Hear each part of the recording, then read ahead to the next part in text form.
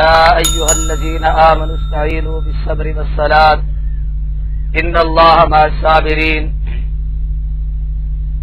ولا تقولوا لمن يقتل في سبيل الله أموات بل أحياء ولكن لا تشعرون ولنبلونكم بشيء من الخوف والجوع ونقص من الأموال والأنفس والثمرات وبشر الصابرين الذين إذا أصابتهم مصيبة قالوا إنا لله وإنا إليه راجعون أولئك عليهم صلوات من ربهم ورحمة وأولئك هم المهتدون قال النبي صلى الله عليه وسلم أكثر الذكر هاجم اللذات قيل ما هي يا رسول الله قال هي الموت وقال النبي صلى الله عليه وسلم تحفة المؤمن الموت وقال النبي صلى الله عليه وسلم كن في الدنيا كأنك غريب وعابر سبيل وقال رسول الله صلى الله عليه وسلم اغتنم خمسا قبل خمس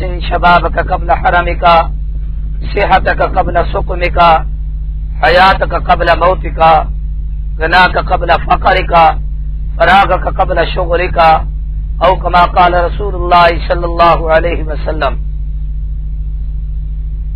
4 دن ہے زندگی کا یہ خمار، موت کی ترشی نشا دے گی اتار، مل کر اٹھائیں گے جب جنازہ یار، ہاتھ مل مل کر کہے گا بار بار آئے کس لیے آئے تھے کیا کر چلے، جو یہی پایا تھا وہیں پر گھر چلے، یہی تجھ کو دھن ہے رہوں سب سے بالا، وہ زینت نرالی ہو فیشن نرالا، کیا یوں ہی جیا کرتا ہے کوئی مرنے والا، تجھے حسن ظاہر نے دھوکے میں ڈالا. ارے ظالم یہ کیا کر رہا ہے کہ مرنے والوں پہ تو مر رہا ہے، جو دم حسینوں کا بھر رہا ہے بلند ذوق نظر نہیں ہے.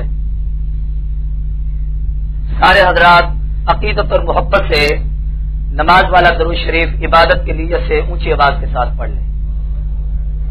اللهم صل على محمد وعلى آل محمد كما صليت على إبراهيم وعلى آل إبراهيم إنك حميد مجيد. اللهم بارك على محمد وعلى آل محمد كما باركت على إبراهيم وعلى آل إبراهيم إنك حميد مجيد. محترم دوستوں، بزرگوں اور بھائیوں، ہر محفل کے کچھ آداب ہوتے ہیں. دین کی محفل کے آداب میں ایک اہم ادب یہ ہے کہ جتنا جڑ کر بیٹھیں اللہ دلوں کو جوڑتے ہیں. لاؤڈ اسپیکر کے ذریعے سے آواز تو بہت دور تک چلی جائے گی، لیکن مل کر بیٹھنا اللہ کے نبی کے صحابہ کی ایک مستقل سنت ہے. اس لیے میری تمام دوستوں سے درخواست ہے کوئی بزرگ اس کو محسوس نہ کرے. جتنے احباب بیٹھے ہیں جنہوں نے درود شریف پڑھا ہے سارے حضرات تھوڑا سا حرکت کر کے قریب ہو جائیں. سارے حضرات محبت کے ساتھ، اللہ آپ کو جزائے خیر عطا فرمائے. دور بیٹھے ہوئے آواز سارے حضرات قریب تشریف لائیں، سامنے میں بیٹھیں گے انشاءاللہ بہت فائدہ ہوگا.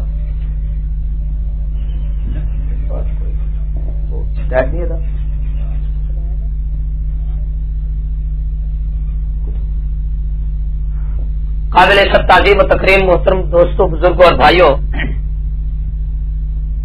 ہمارے محترم بھائی اور دوست بھائی محمد اسلم صاحب اور بھائی محمد شفیع صاحب کی والدہ ماجدہ، ہمارے عزیز محمد سہیل کی دادی اماں کا وصال انتقال پر ملال ہوا. ان کے ایصال ثواب کے لیے قرآن مجید کی تلاوت کی گئی، تسبیحات پڑھی گئیں. ایسی محفلیں در حقیقت ان کے انعقاد کا مقصد ایک تو فوت ہونے والے کو ایصال ثواب کرنا ہے، اور دوسرا آپس میں بیٹھ کر تھوڑا سا موت کا تذکرہ کر کے آخرت کی فکر کرنا ہے. میں اس مناسبت سے اس وقت صرف 3 باتیں آپ حضرات سے کہنا چاہتا ہوں. ایک بات کا تعلق میری اور آپ کی آنے والی آخرت کی زندگی سے ہے، اور دوسری بات بحیثیت ماں کا احترام، اس کی عظمت اور شخصیت ہے، اور تیسری چیز اسلام میں ایصال ثواب کی اہمیت ہے. یہ 3 مسئلے میں بیان کروں گا. آپ حضرات سے میری درخواست ہوگی کہ جتنی دیر میں گفتگو کروں پورے انہماک توجہ سے سنیں گے تو انشاءاللہ بہت فائدہ ہوگا. سب سے پہلی چیز میرے دوستو، اس جہان سے جانے کے بعد ہر آدمی اس دنیا میں جو شخص آیا ہے اس نے 5 منزلیں طے کرنی ہیں. یہ انسان جنت سے آیا ہے. حضرت آدم علیہ السلام کو اللہ تبارک و تعالیٰ نے جنت سے دنیا میں بھیجا اور اس نے یہ سارا سفر واپس کر کے جنت میں جانا ہے. یہ ہمارے مختلف سٹیج ہیں, مختلف سطح ہیں, مختلف اسٹیشن ہیں جہاں پر ہم کچھ دیر کے لیے رکتے ہیں. ماں کے پیٹ میں, عالم دنیا میں, قبر میں, حشر میں, میزان میں, پلسرات پر, یہ تمام منزلیں ہیں. یہاں سے گزر کر آخری منزل ہماری وہی ہے جہاں پہ ہم آئے. آدم علیہ السلام آئے بھی جنت سے اور ہم نے واپس بھی جنت میں جانا. کامیاب مسلمان وہ ہے جو اپنی منزل مقصود تک پہنچ جائے. ناکام وہ ہے جو راستے میں بھٹک جائے. ہر انسان نے 5 منزلیں طے کرنی ہیں. ان میں سب سے پہلی منزل آدمی کی وہ موت ہے, اور پھر موت کی جو کیفیت آدمی پر طاری ہوتی ہے, جس کو عام طور پر ہم سکرات کہتے ہیں, وہ ایک عجیب سی حالت ہوتی ہے. سب لوگ اس بات کو جانتے ہیں, کوئی آدمی اس سے بے خبر نہیں کہ انسان کی زندگی بالکل فانی ہے. اللہ کے محبوب کا ارشاد ہے, دنیا دار الفنا والآخرت دار البقا. دنیا فنا کی جگہ ہے, آخرت بقا کی جگہ ہے. دنیا دار الغرور والآخرت دار السرور. دنیا دھوکے کی جگہ ہے, آخرت سکون اور سرور کی جگہ ہے. حضور نے فرمایا دنیا مزرعۃ الآخرہ, دنیا آخرت کی کھیتی ہے. اللہ کے نبی نے فرمایا لوگوں, دنیا میں اس طریقے سے دنیا جیفۃ طالبھا کلاب, دنیا مردار ہے, اس کے طلبگار اس کے کتے ہیں. دنیا میں انسانوں کی سی زندگی گزارو, کتے بن کر زندگی نہ گزارو. میرے محترم دوستو, جو شخص ماں کے پیٹ سے دنیا کے پیٹ میں آیا ہے, اس نے اس دنیا کے پیٹ سے قبر کے پیٹ میں جانا ہے. یہ اللہ کا ایک قانون ہے. اور اس قبر میں جانے سے پہلے جو سب سے پہلی منزل, پہلی کیفیت اس پر طاری ہوتی ہے, وہ موت کے وقت سکرات کی ہے. ظاہراً ہم یہ سمجھتے ہیں کہ یہ مر رہا ہے, اس کی آنکھوں سے آنسو جاری ہیں, شاید بیوی بچوں کو چھوڑ کر, برادری کو چھوڑ کر, بیٹوں کو چھوڑ کر, بیٹیوں کو چھوڑ کر جانے والا جا رہا ہے, اس لیے اس کی آنکھوں سے آنسو بہ رہے ہیں. حقیقت یہ نہیں, بلکہ حقیقت یہ ہے کہ جب دنیا کی آنکھ بند ہوتی ہے تو دل کی آنکھ کھلتی ہے. جو کچھ اس نے اگلے جہان کے لیے بھیجا ہے وہ سب کچھ اس کے سامنے بالکل ایسے آتا ہے جیسے ٹی وی کی اسکرین کے پردے پر سب کچھ ہمیں نظر آ رہا ہوتا ہے کہ کیا کچھ کیا ہو رہا ہے. وہ پورے کا پورا نظام اس کے سامنے آ جاتا ہے. میں نے اس دنیا میں زندگی میں کیا اچھائیاں کی ہیں, کیا برائیاں کی ہیں, کیا نیکیاں کی ہیں, کیا بدیاں کی ہیں, کیا اچھے کام کیے, کیا غلط کام کیے, وہ سارے کا سارا نقشہ اس کے سامنے ہوتا ہے. حضرت عبداللہ ابن عباس رسول اللہ صلی اللہ علیہ وسلم کے چچا کے بیٹے ہیں, وہ فرماتے ہیں کہ جس وقت موت میں سکرات کی کیفیت طاری ہوتی ہے, سکرات کا ایک ایک جھٹکا اتنا سخت ہوتا ہے کہ اگر 300 آدمی ننگی تلواریں لے کر کسی آدمی پر بیک وقت اکٹھا حملہ کرے تو ان 300 تلواریں لگنے کی اتنی تکلیف نہیں ہوتی جتنی سکرات کے جھٹکے کی تکلیف ہوتی ہے. لیکن ہم اس بات کو نہیں سمجھتے. ہم دیکھ رہے ہوتے ہیں کہ اس کے آنسو بہ رہے ہیں, ہم دیکھ رہے ہوتے ہیں کہ سر سے پاؤں تک اس کا پورا وجود کھینچا جا رہا ہے. ایک انگلی کسی کی کٹ جائے اس پر کتنی تکلیف ہوتی ہے, اس لیے کہ اس انگلی سے روح نکل گئی اس کی تکلیف ہو رہی ہے, اور جب پورے جسم سے روح نکلتی ہے تو اس وقت کیا تکلیف ہوگی. اس لیے حدیث پاک میں آتا ہے رسول اللہ صلی اللہ علیہ وسلم نے ایک دعا سکھائی, کبھی یہ دعائیں بھی مانگا کرو. ہم دعائیں مانگتے ہیں اللہ دولت دے, زمین دے, رقبہ دے, فلاں مقدمے میں کامیابی دے, یہ ساری اچھی باتیں ہیں, ان میں سے کسی سے انکار نہیں. لیکن آخرت کی فکر کی دعا میں اللہ کے نبی نے فرمایا یہ دعا مانگا کرو, اللہم اعینی علی سکرات الموت, اے اللہ جس وقت موت کے جھٹکے لگتے ہیں اس وقت میری تو مدد کرنا. اے اللہ اس وقت کی کیفیت سے میں تجھ سے پناہ مانگتا ہوں. اس لیے علماء کرام نے لکھا ہے کہ اس کیفیت کو سامنے رکھنا چاہیے. ہر آدمی پر یہ حالت آتی ہے, کوئی آدمی اس سے مبرہ نہیں. اور پھر دوستوں موت تو چیز ایسی ہے جس نے کسی کو معاف نہیں کیا. اس کائنات میں ہر ایک چیز کے منکر آپ کو نظر آئیں گے. اللہ کے وجود کے منکر, رسول اللہ کے دشمن, صحابہ کے دشمن, اہل بیت کے دشمن, قرآن کا انکار کرنے والے, حدیث کا انکار کرنے والے, ہر ایک چیز کا منکر ملے گا. لیکن اس دھرتی پہ موت کا منکر کوئی شخص نہیں ہے. حتیٰ کہ ایسا پاگل اور بے وقوف آدمی جس میں عقل اور دماغ نہ ہو, کپڑے اس نے بالکل اتارے ہوئے ہوں, بالکل ننگا ہو, سڑک پر جا رہا ہو, اسے نہ کھانے کی تمیز, نہ پینے کی تمیز, نہ پہننے کی تمیز ہے, یہ چلتا جا رہا ہے, پیچھے گاڑی آتی ہے, ہارن دیتی ہے, یہ سڑک چھوڑ کے ایک طرف ہٹ جاتا ہے, اس کو یقین ہے کہ اگر میں اس سڑک کے کنارے پر رہا تو میں موت کا شکار ہو جاؤں گا. اس آدمی کو بھی موت کا یقین ہے. اس لیے موت ایک امر واقعہ ہے. جو شخص یہاں آیا ہے اس نے جانا ہے, نہ آیا جو کہ باقی رہا, نہ ساغر رہا, نہ ساقی رہا. یہ دنیا دار الفنا ہے. رہے مرگ سے کیوں ڈراتے ہیں لوگ, بہت اس طرف کو جاتے ہیں لوگ. پیام مرگ سے اے دل تیرا دم کیوں نکلتا ہے, مسافر روز جاتے ہیں یہ رستہ کیوں ہی چلتا ہے. ہزاروں جنازے ہم روزانہ اٹھتے ہوئے دیکھتے ہیں لیکن اپنی موت کی فکر نہیں. حدیث میں آتا ہے حضور صلی اللہ علیہ وسلم صحابہ کی محفل میں بیٹھے تھے. آپ نے ایک مرتبہ اپنے یاروں سے پوچھا میرے دوستوں مجھے بتاؤ. ایک صحابی سے پوچھا تجھے موت کتنی یاد آتی ہے؟ کہا اللہ کے رسول میں نماز فجر پڑھوں مجھے ظہر کا یقین نہیں شاید موت کا شکار نہ ہو جاؤں. دوسرے صحابی نے کہا محبوب میں ظہر پڑھوں مجھے عصر کا یقین نہیں. تیسرے صحابی بیٹھے تھے کہنے لگے محبوب میں عصر پڑھوں مجھے مغرب کا اعتماد نہیں. ایک صحابی کہنے لگے محبوب میں مغرب پڑھوں مجھے عشاء کا یقین نہیں. ان نمازوں میں وقفہ بالکل تھوڑا تھوڑا ہوتا ہے. اللہ کے محبوب نے فرمایا میرے دوستوں اتنی لمبی دنیا کی زندگی کی امیدیں لے کر بیٹھے ہو, میں محمد الرسول اللہ نماز میں ایک طرف سلام پھیروں مجھے دوسری طرف سلام پھیرنے کا یقین نہیں ہوتا. شاید موت کا فرشتہ اس سے پہلے نہ آ جائے. آج ہم اپنے آنکھوں کے سامنے دیکھتے ہیں اور یہ ایک عجیب نظام قدرت ہے, ترتیب ہے. ہم ابھی اندر مسجد میں بیٹھے تھے, بھائی خالد نے ایک عجیب جملہ بتایا کہ موت کی ترتیب کوئی نہیں, آنے کی ترتیب ہے, جانے کی کوئی ترتیب نہیں. آنے کی ترتیب ہے دادا پہلے ہے, باپ بعد میں ہے, بیٹا پوتا بعد میں ہے, پھر اس سے آگے اس کی نسل ہے. لیکن جانے کی کوئی ترتیب نہیں. دادا بیٹھا ہے پوتے کا جنازہ جا رہا ہے, باپ بیٹھا ہے بیٹے کا جنازہ جا رہا ہے, اولاد بیٹھی ہے ماں باپ دنیا سے رخصت ہو رہے ہیں, ماں باپ بیٹھے ہیں بچوں کے جنازے جا رہے ہیں, دودھ پلانے والی بیٹھی ہے دودھ پینے والا بچہ رخصت ہو رہا ہے, ماں کے جو بچہ چیخے چیخ اور چلا رہا ہے ماں دنیا سے رخصت ہو رہی ہے.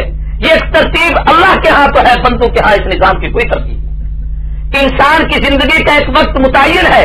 رسول اللہ صلی اللہ علیہ وسلم کی حدیث ہے فرمایا ان النفس لن تموت حتى تستكمل رزقها. ہر آدمی جو دنیا میں آیا ہے اس کا اللہ نے رزق متعین کر دیا. جب وہ اپنا رزق پورا کر لیتا ہے پھر ایک سیکنڈ بھی زمین پہ نہیں رہتا, خدا اس کو فوراً اٹھا لیتے ہیں. کل من علیہا فان, ہر چیز کو اس کائنات پہ فنا ہے, کسی کو بقا نہیں. تو موت ایک امر واقعہ ہے. موت وہ قانون قدرت ہے جس سے کسی آدمی کو نجات نہیں. ہر آدمی پر موت آئے گی. حدیث کی کتابوں میں آتا ہے موت نے تو اس گھر پر بھی حملہ کیا جس کو امام الانبیاء سید الانبیاء محمد رسول اللہ صلی اللہ علیہ وسلم کہتے ہیں. رسول اللہ نے اپنے ہاتھوں سے اما خدیجۃ الکبریٰ حضور کی بیوی تھی ان کا جنازہ اٹھایا. اللہ کے نبی کے سامنے پیغمبر نے اپنے 4 بیٹوں کا جنازہ اٹھایا. رسول اللہ نے اپنے 3 صاحبزادوں کو اپنی زندگی میں اپنے ہاتھوں سے دفن کیا ہے. حضور کے سامنے حضور کے خاندان اور حضور کے اہل بیت اور رسول اللہ کے صحابہ کے ہزاروں جنازے اٹھے ہیں. موت ایک ایسی چیز ہے جس سے کسی شخص کو نجات حاصل نہیں ہو سکتی. حدیث میں آتا ہے رسول اللہ صلی اللہ علیہ وسلم ایک مرتبہ بیٹھے تھے, 18 مہینے کا رسول اللہ صلی اللہ علیہ وسلم کا چھوٹا سا بچہ تھا.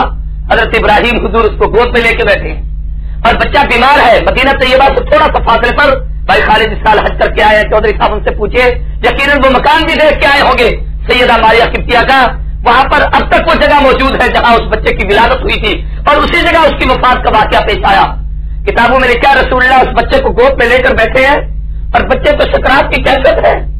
اب باپ بیٹے کے سامنے بیٹھا ہو, اس باپ کے سینے سے پوچھے جب بیٹا مر رہا ہو اس کی اس کیفیت کو دیکھ کر یقیناً کوئی شخص برداشت نہیں کرتا. رسول اللہ کی آنکھوں میں آنسو تھے. صحابی تھے عبد الرحمان بن عوف رضی اللہ تعالیٰ عنہ سامنے تشریف لا کر کھڑے ہو گئے اور کہا یا رسول اللہ انت سب کی محبوب ہمیں صبر کا حکم دیتے ہیں, خدا آنسو بہاتے ہیں, آپ بھی رو رہے ہیں. میرے محترم دوستوں اور بزرگوں, میری مائیں بہنیں بیٹیاں بھی سن رہی ہیں, میں ان سے بھی درخواست کرتا ہوں اللہ کے نبی کا جملہ سنیے. حضور نے فرمایا عبد الرحمان میری آنکھوں سے آنسو جاری ہیں, دل غمناک ہے, مگر محمد کی زبان سے وہی جملہ نکلے گا جس سے میرا رب راضی ہوگا. میں باویلا نہیں کروں گا, میں چیخو پکار نہیں کروں گا, میں منہ ماتا نہیں پیٹوں گا, میں اللہ کی رضا پر راضی رہوں گا. میں اپنی ماؤں بہنوں بیٹیوں کو کہتا ہوں یقیناً جدائی بہت بڑا صدمہ ہوتا ہے, لیکن اللہ کے نبی نے اس موقع پر صبر کا حکم دیا. رسول اللہ صلی اللہ علیہ وسلم کا ارشاد ہے الصبر عند الصدمۃ الاولى, بہترین صبر یہ ہے کہ جب مصیبت کی اطلاع ملے چیخو پکار ہے نہ کرو, فوراً اللہ کی رضا پہ راضی ہو کر انا للہ و انا الیہ راجعون کہو. حضرت حسین ابن علی کی روایات میں سے ایک روایت عجیب ملتی ہے. حضرت حسین کہتے ہیں مجھے میرے نانا رسول اللہ نے سکھایا تھا کہ بیٹے حسین گزری ہوئی مصیبت کو کسی وقت اگر وہ یاد آ جائے اور یاد کر بیٹھو اس پہ انا للہ کہا کرو. اس انا للہ پڑھنے پر اس وقت بھی خدا وہی اجر عطا کرتے ہیں جو مصیبت کے وقت صبر پر اللہ نے اجر عطا کیا تھا, بعد میں اس کو یاد کر کے انا للہ پڑھنے پر خدا وہی رحمت برسا دیتے ہیں. اللہ کے خزانوں میں کوئی کمی نہیں ہوتی. اس لیے میں عرض کر رہا تھا کہ رسول اللہ صلی اللہ علیہ وسلم نے بھی اس بڑے صدمے کو دیکھا ہے. حضور کی آنکھوں کے سامنے رسول اللہ کے سگے سچا سید الشہداء اسد اللہ اسد الرسول حضرت حمزہ کا لاشا اٹھا. جسم کے 13 ٹکڑے کر دیے گئے، سینہ چاک کیا گیا، کلیجہ نکالا گیا، سر کی کھوپڑی میں شراب پینے کی قسمیں اٹھائی گئی، اس تڑپتے ہوئے لاشے پر رسول اللہ آ کر کھڑے ہو گئے، نبوت کی آنکھوں میں آنسو جاری تھے۔ اس وقت رسول اللہ نے ایک جملہ کہا، اللہ محمد سے راضی ہو دے، تیرے دین کی خاطر میں اپنے چچے کا یہ حال کرا چکا۔ اس لیے رسول اللہ حدیث میں آتا ہے حضور کی جدائی سے بڑا صدمہ کائنات میں کسی نے نہیں دیکھا۔ صحابہ کہتے ہیں جس وقت اللہ کے محبوب کی ولادت پر شہادت ہوئی، پوری دھرتی پہ روشنی ہو گئی تھی۔ حضور پیدا ہوئے، اماں آمنہ سیدہ آمنہ نے رسول اللہ کی ولادت کے وقت شام کے محلات دیکھے۔ رسول اللہ کی ولادت ہوئی، مکہ المکرمہ خوشبو سے مہک اٹھا۔ رسول اللہ کی ولادت ہوئی، کعبے کے کونے سے آواز آئی، لوگوں مجھے مبارک پیش کرو، مجھے پاک کرنے والا پیغمبر دنیا میں آ چکا ہے۔ لیکن یہی محبوب جب اللہ کے حضور جانے لگے، صحابہ کہتے ہیں سب سے بڑا صدمہ یہ تھا جب رسول اللہ ہم سے جدا ہوئے تھے۔ صحابہ کہتے ہیں قد اظلم المدینہ، پورے مدینے پہ اندھیرا چھا گیا۔ دن کی دوپہر کی تپتی ہوئی دھوپ اور روشنی میں بھی ہم پہ ایسی کیفیت طاری ہو گئی تھی کہ ہم ایک دوسرے کو بھی نہیں دیکھ سکتے تھے۔ جیسے میں آدمی کہتا ہے نا صدمے کی وجہ سے میری آنکھوں کے سامنے اندھیرا آ گیا۔ صحابہ کہتے ہیں ہمیں ہم پہ اندھیرا چھا گیا، پورے مدینے پہ اندھیرا تھا۔ حضرت علی ابن ابی طالب مسجد کے کونے میں رو رہے تھے۔ ایک صحابی نے جا کر سلام کیا تو علی کو سلام دینے کا ہوش بھی نہیں تھا۔ حضرت عثمان ابن عفان رو رہے تھے۔ حضرت عمر ابن خطاب پہ بے ہوشی کی یہ کیفیت تھی، تلوار لے کر کھڑے ہو گئے، خبردار جو کہے گا رسول اللہ فوت ہو گئے میں اس کی گردن قلم کر دوں گا۔ حضرت سیدنا حضرت حضور صلی اللہ علیہ وسلم کے صحابہ کی عجیب کیفیت تھی، جب اطلاع ملی صحابہ جنگلوں کی طرف نکل گئے۔ ایک روایت میں آتا ہے صحابی جنگل میں بکریاں چرا رہے تھے، کسی نے وہاں جا کر کہا جس محبوب نبی کا تم کلمہ پڑھتے ہو وہ اللہ کے محبوب آج کفن پہن چکے ہیں۔ حدیث میں آتا ہے صحابی نے یوں مدینے کی طرف منہ کیا، دونوں انگلی اپنی آنکھوں پر رکھ کر زور سے مسل کر کہا اللہم اجعلنی ذلیلا، اللہ میں مدینے جاتا تھا تیرے محبوب کا دیدار کرتا تھا، اب میں مدینے جاؤں رسول اللہ مجھے نظر نہ آئے، مجھے آنکھوں کی ضرورت نہیں، اندھا کر آنکھ اس دن دینا جب نگاہ کھولوں تو محمد رسول اللہ کا چہرہ نظر آئے۔ حدیث میں آتا ہے صحابی نے جب دونوں انگلیاں آنکھوں سے ہٹائے، دونوں آنکھوں سے نبی نہ ہو چکا تھا۔ حضرت بلال رضی اللہ تعالیٰ عنہ حضور کی جدائی کے بعد مسجد نبوی میں اذان دینے کے لیے آئے۔ کتابوں میں لکھا ہے جب اذان شروع کی اللہ اکبر اللہ اکبر، اشہد ان لا الہ الا اللہ اشہد ان محمد، کہاں گرے اور بے ہوش ہو گئے۔ لوگوں نے پکڑ کر کہا بلال ہوش سنبھال، بلال کیا ہو گیا ہے؟ کہا لوگوں روزانہ جب میں عذاب دیتا تھا اللہ کے محبوب منبر پر نظر آتے تھے، آج میری پہلی اذان ہے مجھے رسول اللہ نظر نہیں آئے، اس لیے میں گرا ہوں، بے ہوش ہو گیا ہوں، قسم اٹھائی آج کے بعد اذان نہیں دوں گا۔ رسول اللہ کی جدائی برداشت نہ ہو سکی، مدینہ چھوڑ کر چلے گئے، 1 سال تک واپس نہ لوٹے۔ حضرت شیخ الحدیث مولانا زکریا کاندھلوی رحمہ اللہ ہمارے بہت بڑے عالم اور بزرگ گزرے، انہوں نے لکھا ہے کہ 1 سال تک واپس نہ آئے۔ خواب میں رات کو رسول اللہ کی زیارت ہوئی، دمشق میں چلے گئے۔ خواب میں حضور نے فرمایا بلال اسی کو دوستی کہتے ہیں، یا وہ دوڑتا تیرے سینے پہ پتھر ہوتے تھے، گردن میں تجھے رسیاں ڈالتے تھے، مکے کے بازاروں میں تجھے گھسیٹتے اور کھینچتے تھے، تو نے پھر بھی مجھے نہ چھوڑا، جب میرے جانے کے بعد میرا مدینہ بھی چھوڑ دیا۔ رہا نہ گیا، اٹھے تو چیخ نکل گئی، رات کو وہیں سے سفر کرنا شروع کیا۔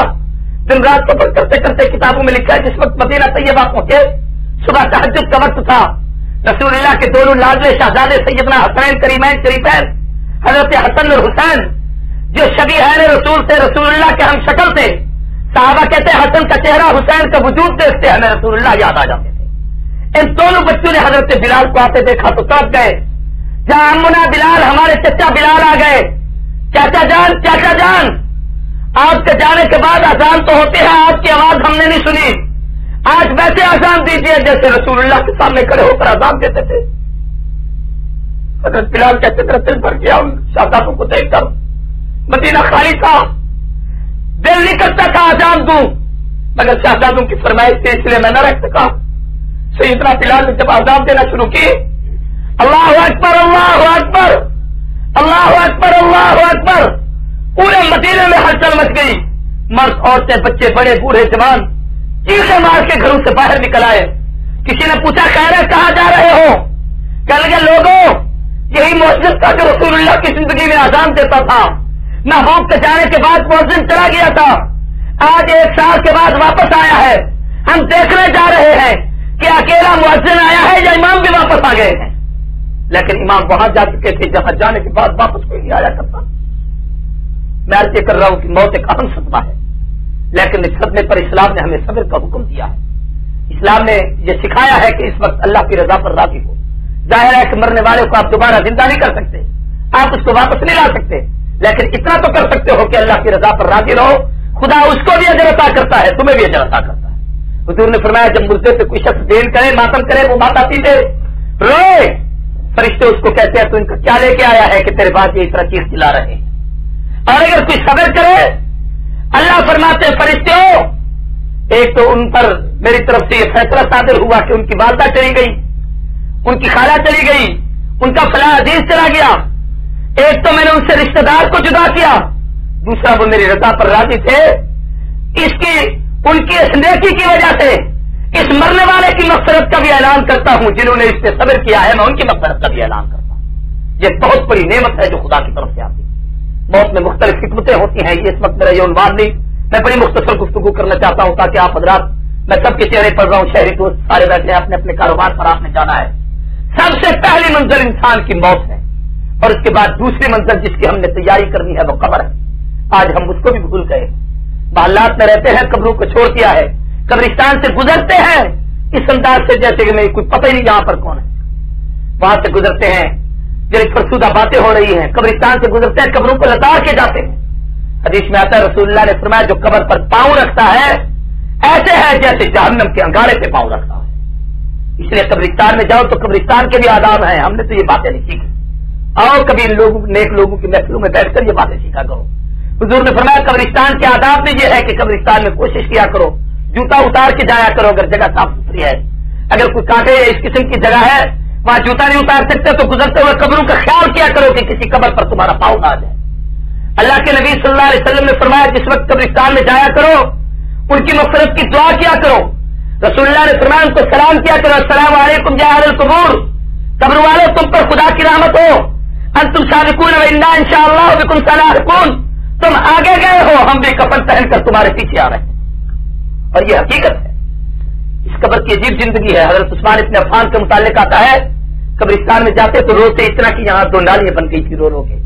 کسی نے کہا عثمان جنت جہنم کے تذکروں پہ اتنے نہیں روئے، قبر پہ کیوں روتے ہو؟ فرمایا میں نے رسول اللہ سے سنا تھا القبر افضل من منازل الاخرہ، قبر آخرت کے منزلوں میں سب سے پہلی منزل ہے. جو شخص یہاں بچ گیا وہ کامیاب ہو گیا، جو پکڑا گیا وہ تباہ ہو گیا. مجھے ڈر ہے پتہ نہیں پکڑا جاتا ہوں یا کامیاب ہوتا ہوں، اس لیے میں قبر پر آ کر روتا ہوں. میرے پیر علی سیدنا علی المرتضیٰ شیر خدا اسد اللہ اسد الرسول، وہ حیدر بہادر سفتر شیر بمر، حیدر اقرار قبرستان میں جاتے تو مردوں کو قبرستان والوں کو خطاب کرتے تھے. آج تو ہم لڑتے ہیں، مردے سنتے ہیں نہیں سنتے. علی تقریر مردوں میں کرتے تھے.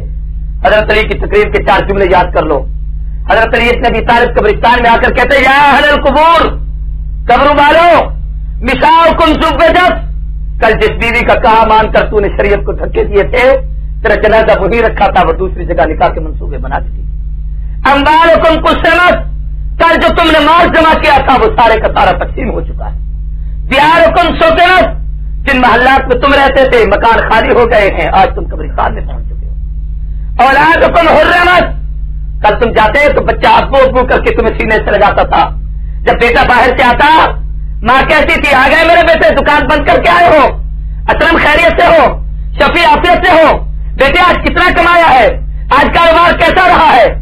آج جس وقت وہ بچہ آتا ہے سینے لگانے والی ماں نظر نہیں آتی. اولادکم حرمت، اولاد چیختی ہے، محروم ہو چکی ہے، ماں باپ نظر نہیں آتے. میرے محترم دوستوں، حضرت علی قبرستان میں یہ جملے کہتے ہیں. حضور نے فرمایا القبر منزل، حضور نے فرمایا القبر روضۃ من ریاض الجنۃ وحفرۃ من حفرۃ النیران، قبر جنت کے باغوں میں سے باغ ہے، یہ جہنم کے گڑھوں میں سے گڑھا ہے. اس کو مٹی کا ڈھیر مت سمجھو کہ مٹی ہے شخص مر گیا مردود نہ فاتحہ نہ درود، یہ بات نہیں. یہاں حساب کتاب جزا سزا ہے. حضرت علی ابن ابی طالب کو ایک کافر نے کہا علی تم کہتے ہو قبر میں عذاب ہوتا ہے، ہم نہیں مانتے. یہ دیکھو میرے ہاتھ میں فلاں کافر کی ہڈی ہے. اس نے ہڈی کو مسلا، اس کی ہڈی چور ہو گئی، مٹی میں ملی ہوئی تھی، وہ ساری مٹی بن کے زمین پہ گر پڑی. کہ لگا اگر قبر میں عذاب ہوتا ہے تو میرے ہاتھ کو کیوں نہیں ہوتا. حضرت علی بڑے ذہین تھے، صاحب علم تھے. فلسفیانہ طور پر حضرت علی نے اس کو یہ مسئلہ سمجھایا. آپ نے 2 پتھر منگوائے اور پتھر پہ پتھر مارا، تو پتھر پہ پتھر مارا تو اس سے آگ کی چنگاریاں نکلی. حضرت علی نے فرمایا یہ کیا ہے؟ اس نے کہا جی آگ. فرمایا یہ بتاؤ پتھر ہاتھ میں لو، بتاؤ ٹھنڈا ہے یا گرم؟ اس نے ہاتھ میں پکڑا کے لگا پتھر ہے تو ٹھنڈا۔ فرمایا اس میں آگ ہے کہ نہیں؟ اب وہ خاموش۔ فرمایا بولتے کیوں نہیں؟ اس نے کہا جی آگ اس میں ہے، نہ ہوتی تو نظر کیسے آتی؟ فرمایا پتھر میں آگ ہے مگر ٹھنڈا ہے، آگ ہاتھ کو نہیں لگتی۔ اور دنیا کا پتھر دنیا میں تیرے ہاتھ میں ہے، اس کے اندر آگ ہے تجھے نہیں لگتی۔ اور بالکل یہی فلسفہ ہے، یہ جہاں دنیا ہے وہ عالم برزخ قبر ہے، وہاں بھی جہنم میں وہاں بھی قبر میں جہنم کی آگ ہے کافر کو، مومن کے لیے رحمت اور نعمت ہے، لیکن تو اس جہان میں بیٹھا ہے، اس جہان کی چیزوں کو نہیں دیکھ سکتا۔ جب تک تو وہاں پر نہیں جائے گا تجھے سمجھ نہیں آئے گا۔ ہم اس عذاب کو مانتے اس لیے ہیں کہ اس پیغمبر کی زبان سے سنا ہے، جس نبی کی زبان سے نکلا ہوا جملہ کبھی غلط نہیں ہو سکتا۔ جس پیغمبر کی زبان سے سن کر دن دے کے ہم نے اللہ کو مانا ہے، جنت کو مانا ہے، فرشتوں کو مانا ہے، اس نبی نے کہا ہے جہاں پر عذاب قبر ہے وہ حق ہے۔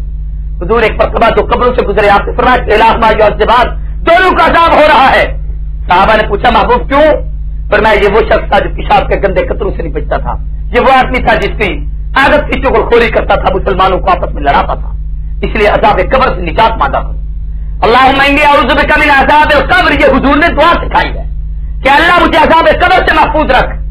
دنیا میں کوئی استاد یہ نہیں بتاتا کہ بیٹے تمہارا فلاں تاریخ کو امتحان ہوگا، امتحان میں یہ سوال پوچھوں گا۔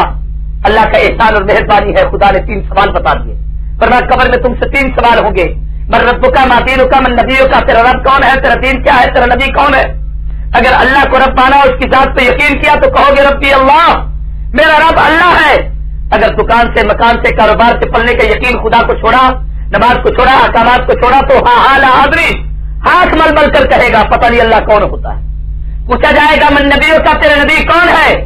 اگر ہم نے رسول اللہ کی شریعت کے مطابق زندگی گزاری، کھانے میں، پینے میں، چلنے میں، پھرنے میں، تجارت میں، معاملات میں، لین دین میں، کاروبار میں، شرا میں، اٹھنے میں، بیٹھنے میں، ایک ایک ادا میں رسول اللہ کی سیرت کو زندہ کیا تو کہے گا نبی جی محمد الرسول اللہ، میرے نبی محمد کریم ہے۔ اگر ہم نے عمل یہودوں اور عیسائیوں والا کیا، خدا کی قسم ہاتھ مل کر کہے گا مجھے پتہ نہیں میرا نبی کون ہے۔ اور مسلمانوں کبھی علماء کے پاس بیٹھ کر یہ باتیں سیکھا کرو، آسان سی زندگی ہے، کھاتے ہیں ہم ویسے بھی، یہ پیٹ کی جہنم ویسے بھی بھر جاتی ہے، یہودی عیسائیوں کی طرح کھڑے ہو کر کھاؤ، الٹے ہاتھ سے کھاؤ تب بھی پیٹ پر بھر جائے گا، دائیں ہاتھ سے کھاؤ، بیٹھ کر کھانا کھاؤ، بسم اللہ پڑھ کے کھانا کھاؤ، اپنے سامنے سے کھاؤ، ابتدا میں پانی پیو، درمیان میں پانی پیو، آخر میں اللہ کا شکر ادا کرو، شروع میں ہاتھ دھو، آخر میں ہاتھ دھو کر ہاتھ کو کپڑے سے صاف کرو، نبی کی سنت کے مطابق کھانا کھاؤ۔ ایک کھانے میں 7 سنتیں زندہ ہوتی ہیں، ہر سنت پر 100 شہیدوں کا اجر لکھ دیا جاتا ہے۔ اللہ مجھ کو آپ کو رسول اللہ کے طریقوں پر عمل کرنے کی توفیق دے آمین کہیں۔ تیسرا سوال ہوگا ما دینک، تیرا دین کیا ہے؟ تو یہودی مذہب پر تھا، عیسائی پر تھا، ہندو کے مذہب پر تھا، سکھوں کے عقیدے پر تھا۔ اگر نبی کی شریعت اور اسلام، قرآن، نماز کا اہتمام کیا، ہم کہیں گے دین الاسلام، ہمارا دین اسلام ہے۔ اگر اس کو چھوڑ دیا تو کہیں گے ہمیں کوئی پتہ نہیں۔ میں مختصر بات کر رہا ہوں۔ پہلی منزل یہ ہے کہ آدمی کی سکرات اور موت، دوسری منزل عذاب قبر ہے۔ قبر کی ایک زندگی ہے، حضور فرماتے ہیں نیک آدمی جب فوت ہوتا ہے، حساب کتاب میں جب وہ صحیح جواب دیتا ہے، اللہ حکم دیتے ہیں فرشو لہو فراش من الجنہ، اس کے لیے جنت کا بچھونا بچھاؤ، افتحوا الابواب من الجنہ، اس کے لیے جنت کی دروازہ کھڑکی کھول دو، اس کے لیے خوبصورت جگہ بنا دو، اس کو سلا دیا جاتا ہے۔ فرشتے اس کو کہتے ہیں نم کا نومت العروس، ایسے سو جیسے دلہن اپنے سیٹ پہ سوتی ہے، جیسے دلہن کو اس کے شوہر کے بغیر کوئی نہیں اٹھا سکتا، تجھے بھی تیرے مالک اور خدا کے بغیر قیامت کے دن اس سے پہلے کوئی نہیں اٹھائے۔ یہ جنت میں میٹھی نیند کر رہا ہوتا ہے، ہم کہتے ہیں قبر میں ہے، حقیقت میں وہ جنت میں پہنچ چکا ہوتا ہے۔ تیسری منزل میرے دوستوں میدان محشر کی منزل ہے، نفس نفسی کا عالم ہوگا۔ علماء لکھتے ہیں 50,000 سال کا ایک دن ہوگا، جس دن سے دنیا آدم علیہ السلام آئے اس دن سے لے کر آج تک تقریباً 9,000 سال اس دنیا کو گزر چکے ہیں۔ جس دن سے آدم علیہ السلام آئے اس دن سے آج تک، اگر یہ دنیا 1,000 سال تک اور رہ جائے، تمہارے اخبارات نے تو پیشین گوئیاں کرنا شروع کر دی کہ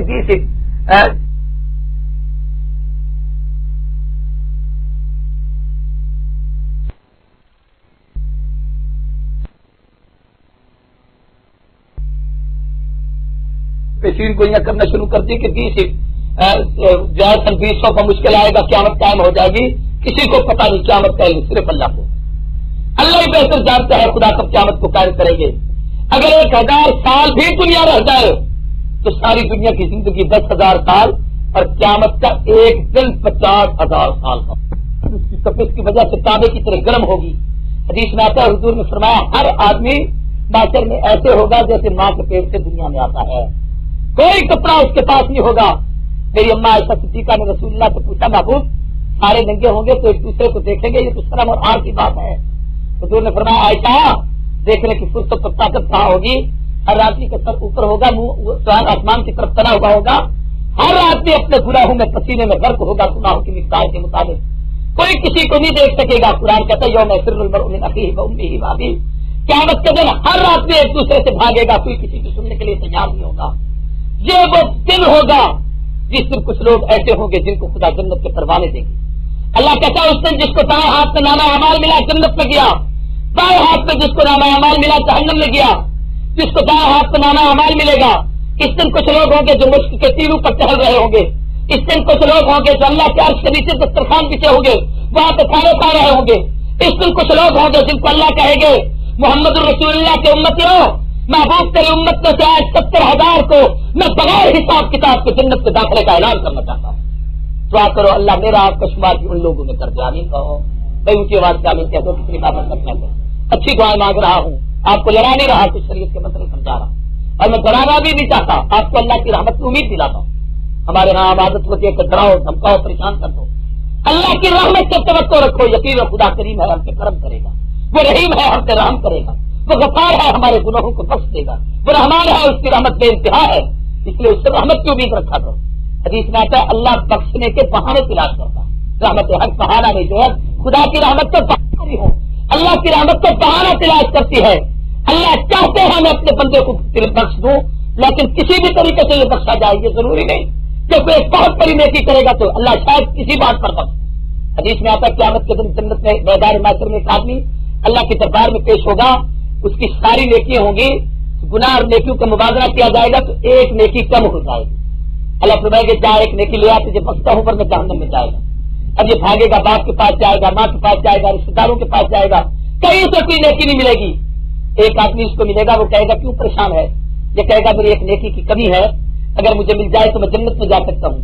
وہ کہے گا اچھا یار میرے پاس اور تو کوئی نیکی نہیں, میرے پاس نیکی بھی ایک ہے, اگر تیرا گزارا ہوتا ہے تو میں اپنی نیکی تجھے دیتا ہوں, میں نے تو ویسے بھی جہنم میں جانا ہے, میں کون سے جنت میں جاؤں گا, میرے پاس تو نیکی کوئی نہیں ہے, تجھے یہ نیکی دے دیتا ہوں, لے جا تو جنت میں جا.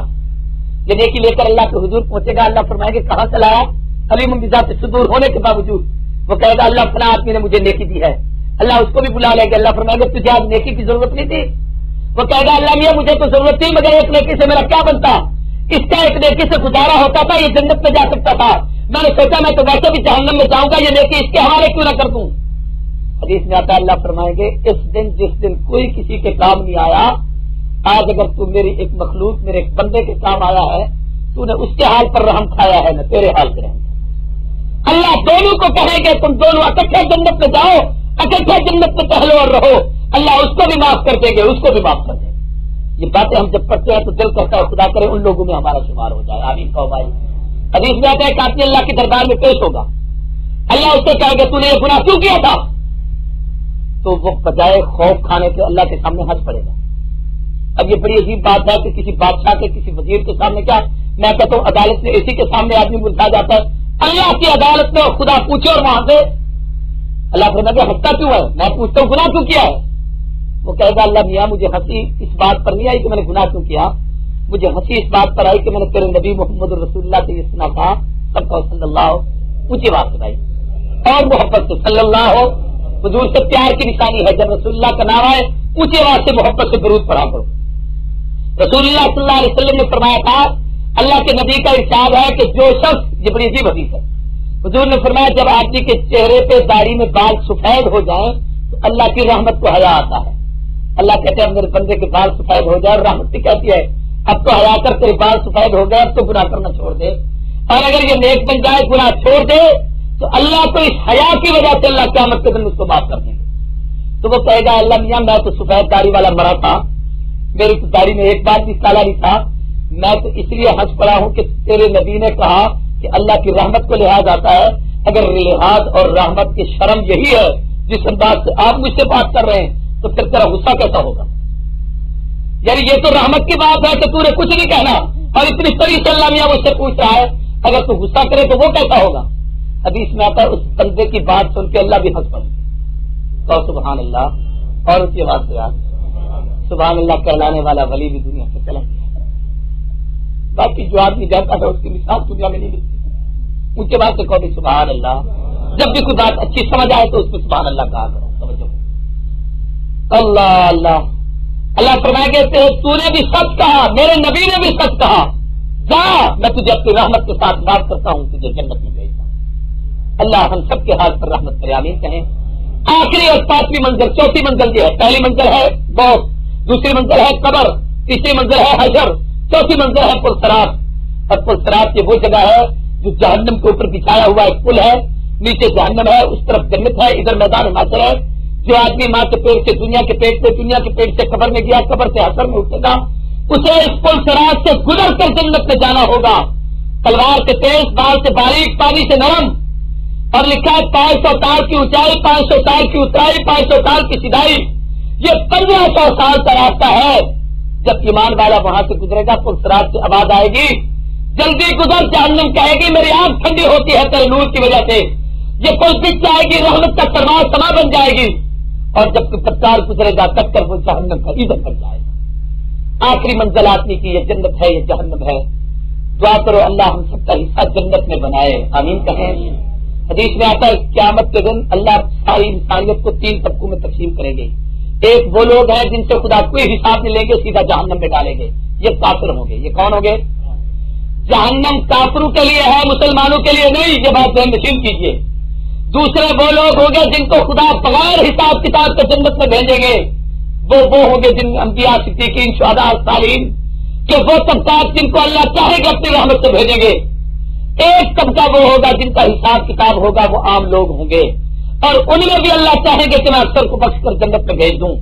اور جن کو خدا جہنم میں بھیجیں گے وہ یوں سمجھ لیجئے, میں ایک چھوٹی سی مثال دیا کرتا ہوں. ہم جب چھوٹے ہوتے تھے, آپ کے یہاں بھی یہی ہے, تو مٹی میں بچے کھیلتے ہیں نا, تو کھیلنے والے بچوں کے پاؤں مٹی ہو جائے, سردیوں کا موسم ہو تو مٹی پہ میل چڑھ جاتی ہے اور پاؤں پھٹ جاتے ہیں.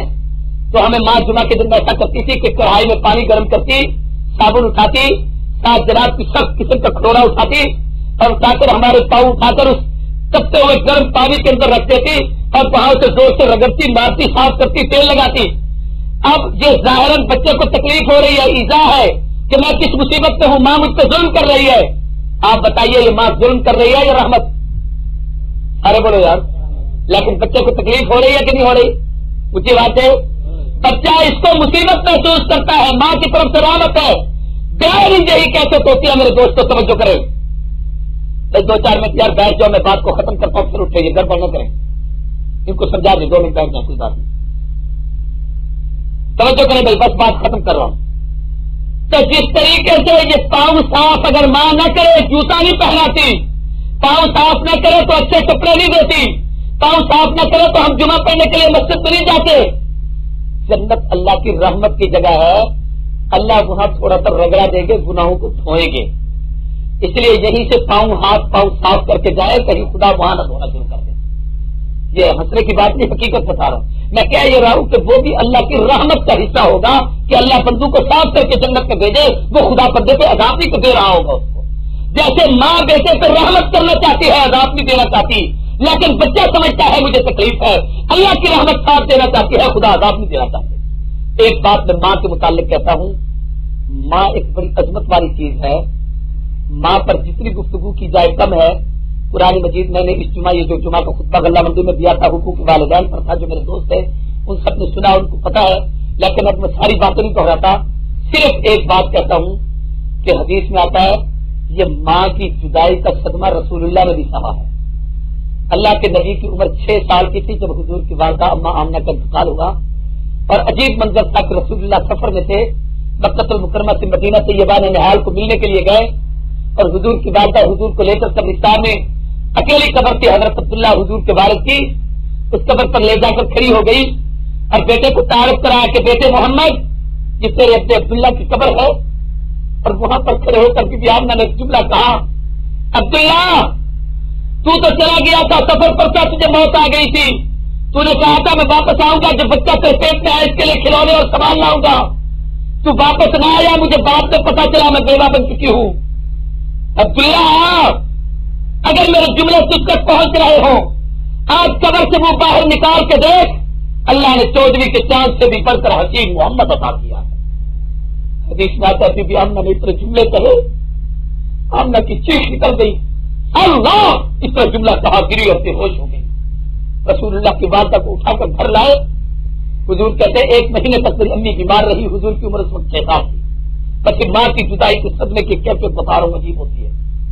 حدیث میں آتا ہے حضور فرماتے ہیں آخری 3 دن میری والدہ بالکل بے ہوش نہیں, اور جب والدہ کا آخری وقت آیا حضور اپنی امی کے سرانے بیٹھے ہوئے تھے اور ماں کی پوری آخری سانس سے ماں رخصت ہو رہی تھی. آخری سانس سے 1 لمحہ پہلے حضور کی والدہ ماجدہ ماں آمنہ نے ایک مرتبہ یوں آنکھ کھولی اور آنکھ کھول کر حضور کی نبوت کے چہرے پر نگاہ ڈالی. رسول اللہ زمین پر چرپائی کے سرانے کی طرف سے نیچے بیٹھے اور اماں کے چہرے کو دیکھ رہے ہیں.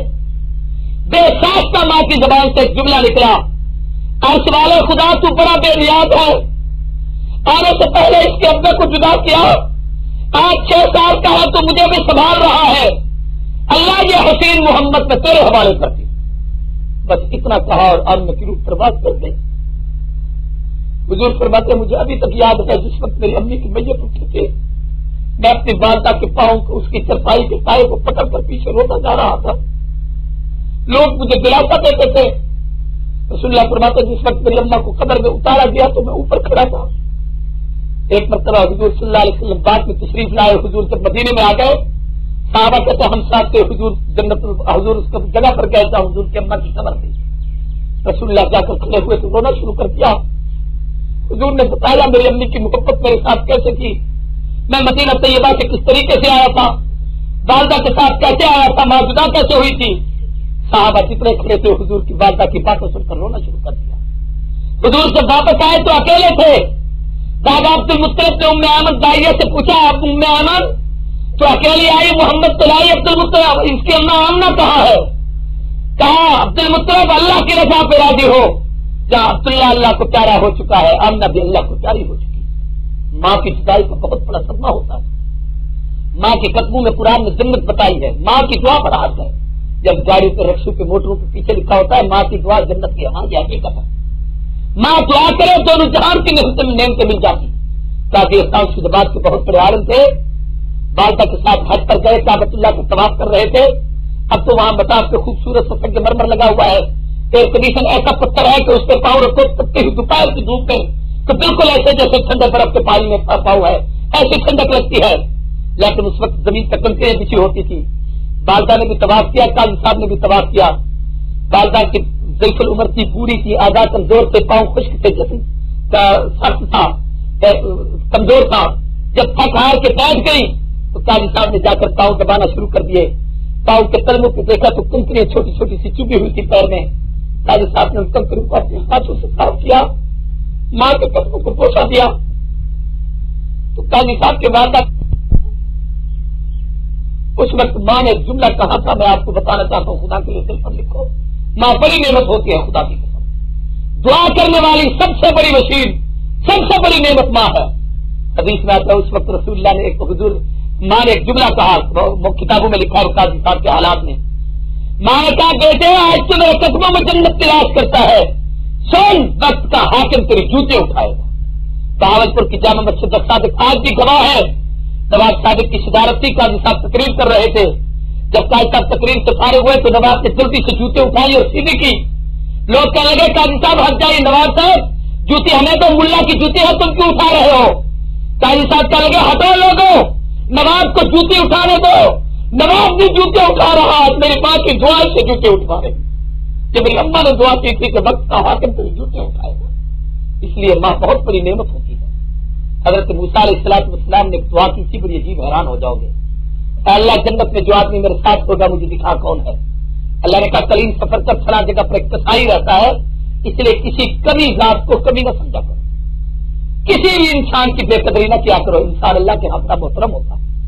میرے نبی کریم صلی اللہ علیہ وسلم نے تو خدا کی قسم جوتے اپنے خود گاتے, جوتے مبارک سی کر موچی کی عزت کو اونچا کیا تو اسے میلے نکالتے نہ دیکھنا.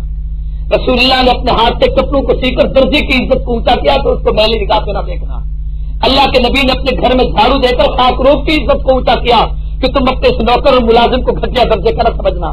رسول اللہ صلی اللہ علیہ وسلم نے غریبوں کے لیے ہر کام کیا ہے تاکہ غریب کی عزت اونچی ہو جائے. لیکن سوچنے کی بات یہ ہے کہ میں نے اور آپ نے نبی کے لیے کیا کیا. اللہ کے نبی کی شریعت کو ہم نے دھکے دیے. حدیث میں آتا ہے حضور صلی اللہ علیہ وسلم حضرت موسیٰ علیہ السلام نے کہا اللہ میرے ساتھ جنت میں کون جائے گا؟ اللہ نے فرمایا وہ جو کسائی ہے وہ تیرے ساتھ جنت میں جائے گا. موسیٰ علیہ السلام حیران ہوئے کہ جنت میں کسائی میرے ساتھ کیسے جائے گا؟ جا کے دیکھا ہے کساب ہے، اس کی دکان ہے، وہاں پہ بیٹھا ہے، گوشت بیچتا ہے، بڑا سخت ترشرو سخت گفتگو کرتا ہے. اکثر کا وقت ہوتا ہے دکان بند کرتا ہے، گوشت کا ٹکڑا وکیل تھیلے میں ڈالتا ہے، چل پڑتا ہے. موسیٰ علیہ السلام حیران تھے کہ اس کا کون سا عمل ہے جو جنت سے لے کے جائے گا. یہ تو کوئی عمل نہیں کسائی بیٹھ کر دکان پہ بیٹھ کر سارا دن کاروبار کرنا، یہ تو جنت میں جانے کی کوئی ضمانت نہیں، کوئی عمل اور ہے. حضرت موسیٰ علیہ السلام نے اس کو کہا یار مجھے اپنے مہمان بناؤ گے؟ اس نے کہا بالکل بناؤں گا، تشریف لائیں. موسیٰ علیہ السلام اس کے ساتھ چلے گئے اس کے گھر. مختصر سی بات جا کے دیکھا کہ اس نے جاتے ساتھ ہی باہر چھڑکاؤ کیا، جگہ بنائی، ایک چرپائی اٹھائی، وہاں بچھائی، اس کے اوپر بستر ڈالا. پھر اس بالکل میں بوڑھی سی عورت تھی، اس کو اٹھا کر لے آیا، اس کو آ کر سلایا. پھر اس گوشت کے چھوٹے چھوٹے سے ٹکڑے کی ایک قیمہ بنایا، پھر اس کو پکایا. پکانے کے بعد اس گھر میں کوئی اور عورت نہیں تھی، صرف وہی ایک عورت تھی. پھر اس کے بعد اس نے اس کا منہ دھلایا، اس کے منہ صاف کر کے اپنے ہاتھوں سے اس نے اس کو گوشت کھلایا. کھلانے کے بعد جس وقت بوڑھیا سونے لگی تو اس نے اس کی مٹھیاں دبانا شروع کی. ابھی بوڑھی آدھی نیند میں تھی، کچھ جاگ رہی تھی. اس نیند کی حالت میں بے ساختہ ماں کی زبان سے جملہ نکلا اللہ میں اپنے بیٹے پہ راضی ہوں، میرے بیٹوں کو قیامت کے دن موسیٰ کلیم کے ساتھ جنت میں بھیجنا. حضرت موسیٰ علیہ السلام کی آنکھوں میں آنسو آ گئے. کہنے لگے امی میں تیری دعا کی تمنا آج دنیا میں پوری ہو چکی ہے. کلیم نبی میں ہوں، میں تیرے بیٹے کی زیارت کرنے آیا ہوں، یہ دیکھنے آیا ہوں کہ کون سا عمل ہے جو اس کو جنت میں لے کر جائے. آج پتا چلا کہ تیری ماں کی دعا اس کو جنت میں لے جانے کا، نبی کے ساتھ بننے کا سبب بنے گی. کتابوں میں لکھا ہے حضرت موسیٰ علیہ السلام کی امی جس دن فوت ہو گئی، حضرت موسیٰ علیہ السلام کوہ طور پہ گئے تو اللہ کی طرف سے آواز آئی کریم آج ذرا سنبھل کر قدم رکھنا. آج بھائی شفیع صاحب، بھائی اسلم صاحب، میرے دوستوں، سوچو میری بہنوں جن کی ماں آج دنیا سے رخصت ہوئی، سوچ لو آج تک تم کہیں جاتے تھے تو ماں دعائیں دیتی تھی. اب بھی میری والدہ ماجدہ ضعیف العمر ہے، خدا کی قسم جب میں سفر سے واپس آتا ہوں میری پیشانی پہ بوسے دیتی ہے، میرا منہ چومتی ہے، جب میں جاتا ہوں تو مجھے دعائیں دیتی ہے. میری والدہ کی زبان پر ایک جملہ ہر وقت ہوتا ہے بیٹا آگے تو ہو پیچھے تیرے لاکھوں کی دنیا چلے گی. میں لوگوں کو کہتا ہوں لوگوں میرا کوئی مولوی پن نہیں، میں کوئی باعث مقرر نہیں، اگر آج بھی مجھے اللہ کی رحمت میرا سہارا دے رہی ہے مجھے تو خدا کی قسم میری ماں کی دعا میرے سر پہ سایہ کر رہی ہے. یہ اللہ کی دعا ہے جو میرے ساتھ چلتی ہے. حضرت موسیٰ علیہ السلام کو آواز آئی کلیم آج طور پہ صبر کر قدم رکھنا. روزانہ جب تم کوہ طور پہ آتے تھے تیری ماں دعا کرتی تھی اللہ میرا کریم بیٹا تیرے دربار میں آ رہا ہے، میرا بچہ جذباتی ہے، نبی ہے، بے شک اس میں کوئی شک نہیں، لیکن جذباتی ہے، اگر تیری شان کے خلاف اس سے کوئی جملہ نکل جائے تو گرفت نہ کرنا. روزانہ اس کی دعا تجھے سہارا دیتی تھی. کریم آج ذرا سنبھل کے کر ہاتھ قدم رکھنا کہ دعا دینے والی تیری ماں آج دنیا سے رخصت ہو چکی ہے. اس لیے میں اپنے دوستوں سے کہوں گا اپنی والدہ کے لیے مغفرت کی دعا کریں. تیسری بات 2 منٹ میں ختم کر دیتا ہوں، وہ یہ کہ ایثار ثواب کیا کرو. ایک حدیث سنا دوں بڑی پیاری. حضور نے فرمایا کسی قبرستان سے گزرتے ہوئے اگر کوئی آدمی 11 دفعہ قل هو اللہ پڑھ لے، اور یہ سب کو آتی ہے، پڑھ کر اس پورے قبرستان کے مردوں کے ایثار ثواب کی نیت کر لے. حضور نے فرمایا اس قبرستان میں جتنے مسلمان ہیں ان سب مردوں کی مقدار کے مطابق پڑھنے والے کو اللہ اجر عطا فرماتے ہیں. کتنی رحمت کے خزانے. 3 مرتبہ قل هو اللہ پڑھو، ایک ختم کا اجر ملتا ہے. اس لیے حضور نے فرمایا جب کوئی آدمی فوت ہو جائے تو مرنے والے کے ایثار ثواب پہ کچھ کیا کرو. حضور نے فرمایا 5-6 چیزیں ایسی ہیں جو آدمی مر جاتا ہے وہ سب کا جاریہ میں لکھی جاتی ہیں. علم علمہ و نصرہ، علم سیکھ کر دوسرے کو سکھاؤ. بلدن صالحا ترکہ، نیک اولاد چھوڑ جاؤ. بیٹا ماں باپ کے ثواب کی نیت کرے نہ کرے جب بھی یہ دعا مانگے گا اللہ اس کا اجر والدین کے حصے میں لکھ دیں گے. حضور نے فرمایا مصحفن برسہ، قرآن مجید کا نسخہ لے کے دیا، کوئی دین کی کتاب لے کے دی، کوئی اچھا کام کر دیا. مسجد بنا ہو، کسی کے لیے مسجد بنا دی، اللہ کے گھر تعمیر ہو رہا ہے اس کا معاوضہ ملا دیا. ڈاکٹر نے اپنے سبیلے بنا ہو، اگر کسی کہیں کنواں کھدوا دیا، نلکا لگوا دیا، کسی مسافر خانے کا انتظام کر دیا، طالب علم رہتے تھے وہاں کسی آپ نے کوئی کمرہ بنوا دیا اور نہر نجرا اس کا پانی کا انتظام کر دیا، کسی کو ٹھنڈا پانی پلا دیا. سب کا تم نہ کرے جو من مالہ فی صحتہ و حیاتہ، اپنی زندگی میں اپنی حیاتی میں اپنے ہاتھوں سے کوئی صدقہ جاریہ کر گئے. حدیث میں آتا ہے ایک صحابی کا انتقال ہوا، اس کی وفات کے بعد رسول اللہ صلی اللہ علیہ وسلم اس نے وصیت کی میرے 2 کمرے کھجوروں کے بھرے ہوئے ہیں، اللہ کے نبی ان سب کو صدقہ کر دیں۔ رسول اللہ نے سارے 2 بھرے ہوئے کمرے خیرات کیے، آخر میں 2 کھجوریں حضور نے بچائی اور بچا کر فرمایا اگر یہ اپنے ہاتھ سے 2 کھجوریں دے جاتا مجھ محمد کے ہاتھ سے 2 کمرے دینے سے زیادہ بہتر تھا، کیونکہ میں نبی ہوں، اس کی وصیت پر میں نے عمل کیا۔ اولاد عمل نہیں کیا کرتی، وہ تو کھانے پینے کے پیچھے لگ جاتی ہے، جزات میں لڑتی ہے۔ اس لیے خدا کے لیے اپنے ہاتھوں سے صدقہ جاریہ کیا کرو، خیرات کیا کرو، اثار ثواب کیا کرو، قرآن مجید پڑھا کرو۔ حدیث میں آتا ہے جو 70,000 مرتبہ کلمہ پڑھ لے اللہ اپنی ضمانت پر قیامت کے دن اس کو جنت میں بھیجیں گے۔ آپ میں سب سے اللہ کے لیے ایک درخواست کرتا ہوں، چلتے پھرتے اٹھتے بیٹھتے 3 چیزوں کا اہتمام کیا کرو۔ بیٹھتے سفر کرتے ہیں 10 گھنٹے بیٹھے رہتے ہیں، نیند کرتے رہتے ہیں، گپے ہانکتے رہتے ہیں، ہمارا غلطی میں وقت گزار دیتے ہیں۔ آپ دکان پر بیٹھے ہیں، ہل چلا رہے، ٹریکٹر چلا رہے، گاڑی چلا رہے، کوئی کام بھی کر رہے، آسان کام کلمہ طیب سب کو آتا ہے، کوشش کرو پوری زندگی میں 70,000 دفعہ خود پڑھ لو، اور یہ پڑھ کر اگر کسی کو روح کو بخش دو اللہ فوراً اس کے گناہوں کو معاف کر کے اسے جنت دے دیتے۔ اس لیے میں اپنے بھائیوں سے کہوں گا اپنی والدہ کے لیے کم از کم 70,000 مرتبہ خود کلمہ پڑھیں، بہن بھائی بیٹھ کر پڑھے، اپنی والدہ کا اشارے ثواب کریں گے۔ اسی طریقے سے استغفار کثرت سے پڑھا کرو، زیادہ استغفار نہیں آتا تو استغفر اللہ استغفر اللہ استغفر اللہ، اس کا معنی یہ اللہ مجھے میں گناہوں سے معافی مانگتا ہوں، مجھے بخش دے۔